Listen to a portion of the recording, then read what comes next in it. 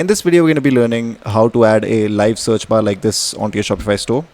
This type of feature is going to be very, very useful for people who are using a free Shopify theme and do not really have live search.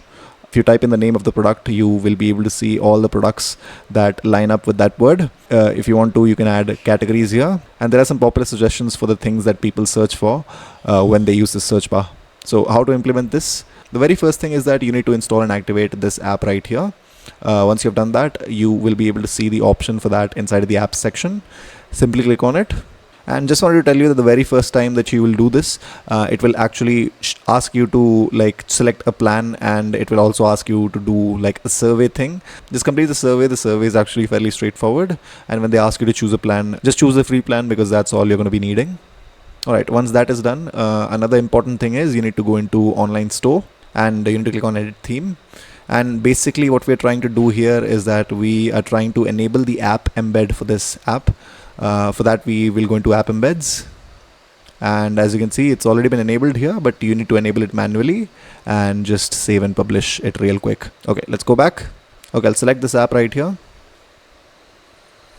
After coming back to this dashboard, now this is the option you need to select, search and navigation. Now this section actually shows you how to customize the search widget. If you want to change the colors inside of the search widget, then you can do it from this section right here.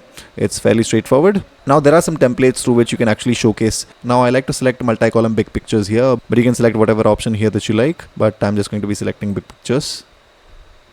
Alright, once you make a change, you can click on apply changes for it to reflect on the front end of the site. Another thing is inside of the content, if you want more products to be displayed at once, you can toggle this right here.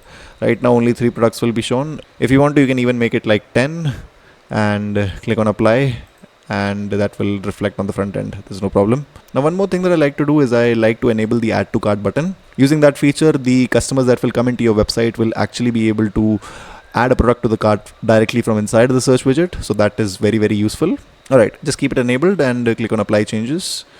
Let's go down and see if there's something else. Oh yeah, so let me just quickly go ahead and show you the storefront.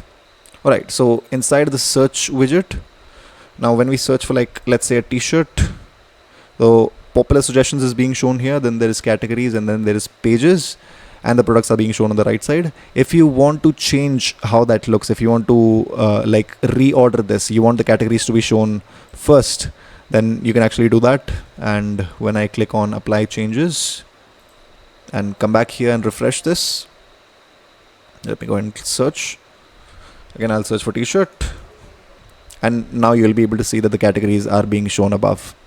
Also, one more neat thing that you can do is that if there is no space on your header to add a search bar, what you can do is that you can enable the sticky widget. What it will do is that instead of showing the search bar up above, it is going to show like a little search icon down below. Let me show you how that works. I'll select always here, click on apply, and when I refresh this page,